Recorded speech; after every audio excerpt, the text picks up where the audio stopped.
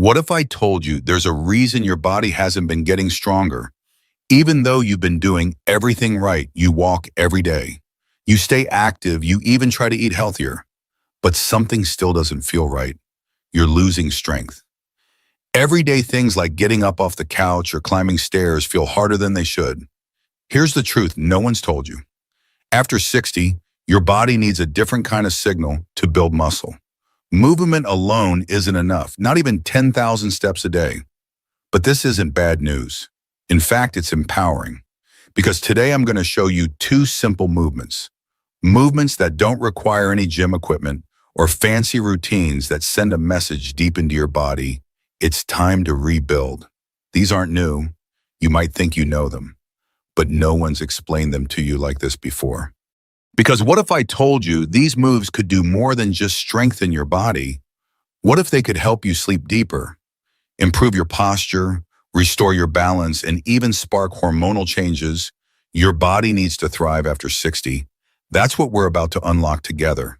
And if you've ever felt like you've been doing everything right but still not seeing results, feel free to share your experience in the comments. Maybe tell me your first name, age, or where you were watching from. I read every message, and your story truly matters. Now let's start where real strength begins. Exercise 1. The push that pushes back time.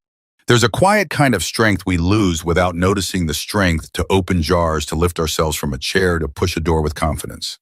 Most people don't realize they're losing it until they need it. But what if I told you one small movement done correctly could restore that strength and reignite the connection between your body and your will? It starts by standing tall and facing a wall.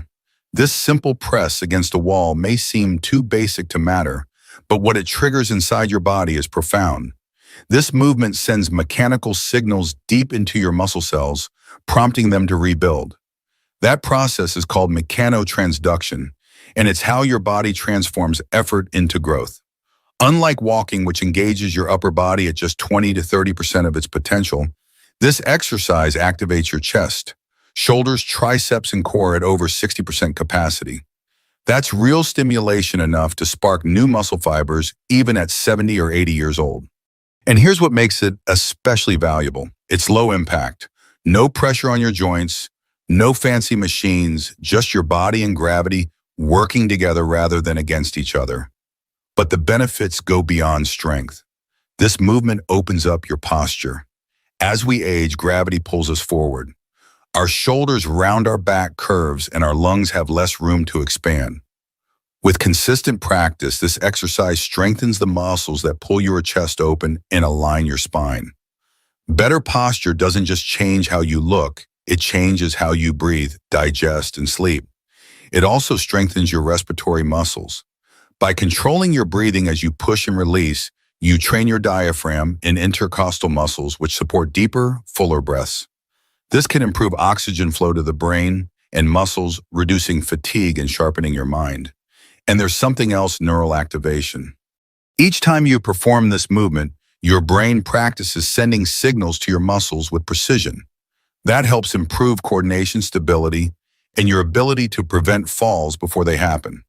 So how do you do it? Stand about an arm's length away from a wall. Place your palms flat on the wall at shoulder height, fingers pointing upward. Keep your body in a straight line from head to heels, engaging your core gently. Slowly bend your elbows, bringing your chest toward the wall. Keep your elbows at a 45-degree angle, not flaring out. Lower until your nose is just a few inches from the wall. Then exhale and press back to the starting position. That's 1 rep. Start with 8-10 reps. Rest for 1 minute. Do 2 to 3 sets 3 times per week. If it feels too easy, step your feet further back to increase resistance.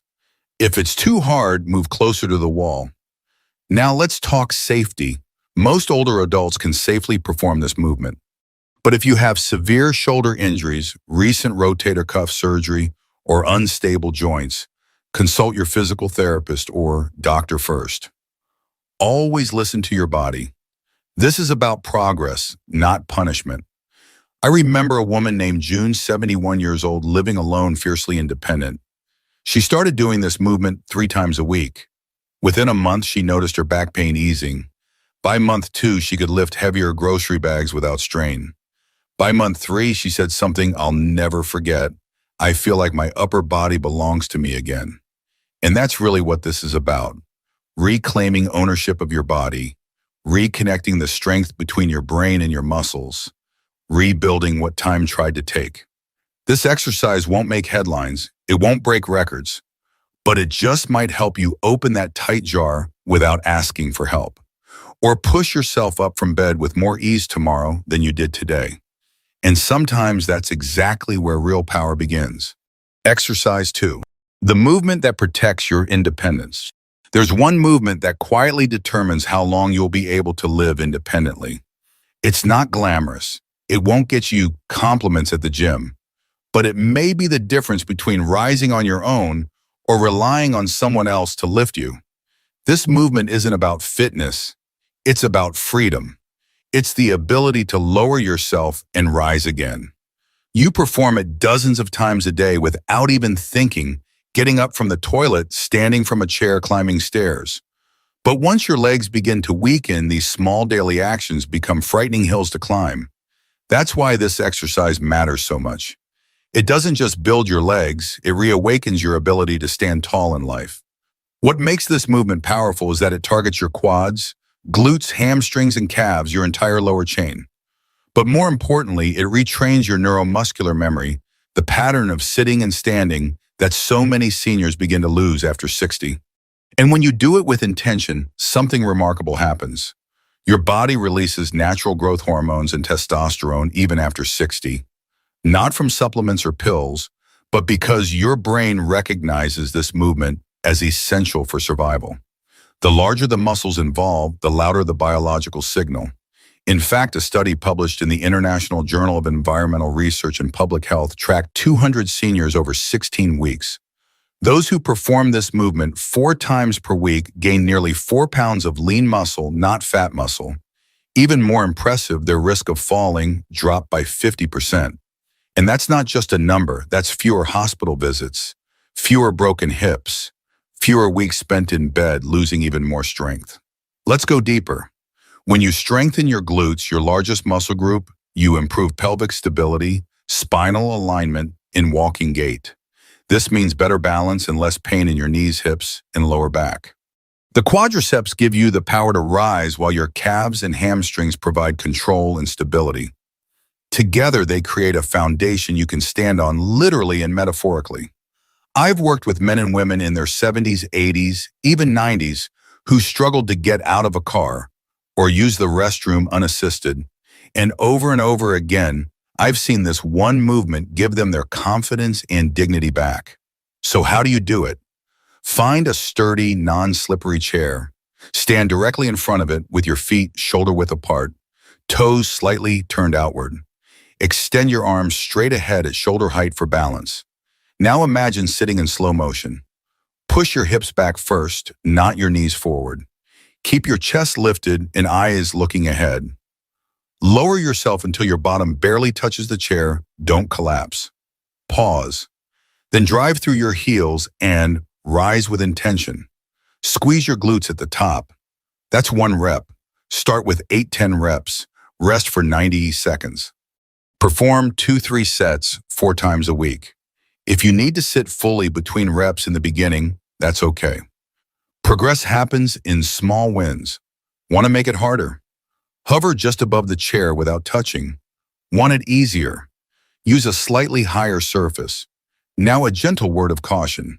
If you have severe knee arthritis, recent knee or hip replacements, or struggle with balance, consult your doctor or physical therapist before starting. You may need to modify the depth or add support. I remember Linda, 68, who couldn't get up without pushing her hands into her thighs.